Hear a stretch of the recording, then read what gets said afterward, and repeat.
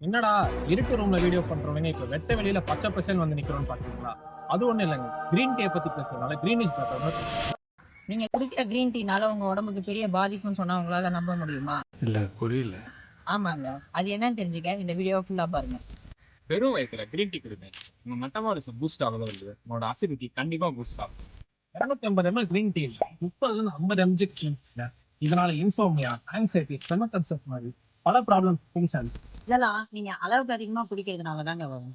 Daily 1 R 2 cups குடிக்கிறதுனால உங்களுக்கு நிறைய பெனிஃபிட்ஸ்ன்னு நினைச்சீங்கன்னா அப்படியும் சொல்ல முடியாது. கிரீன் டீ குடிக்கிறதுனால வெயிட் லாஸ் ஆகும், பிளட் சுகர் கண்ட்ரோல் ஆகும், கொலஸ்ட்ரால் கம்மி. இதெல்லாம் சரிதான். ஆனா கவர்ல இருக்கிறத பார்த்து அப்படியே படிச்சு நம்ப கூடாது. என்னதான் கிரீன் டீ குடிக்கிறதுனால இவ்வளவு பெனிஃபிட்ஸ் இருந்தாலும் இது ஒண்ணு கூட இதனால முழுசா பூர்த்தி பண்ண முடியாது.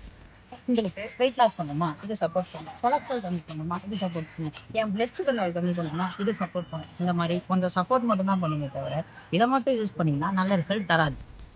அப்போ என்ன யூஸ் பண்ணா நல்ல ரிசல்ட் கிடைக்கும்? முதல்ல ஒரு டாக்டரை கன்சல்ட். உங்க உடம்புக்கு எது கரெக்டா இருக்கோ அதை யூஸ் பண்ணுங்க.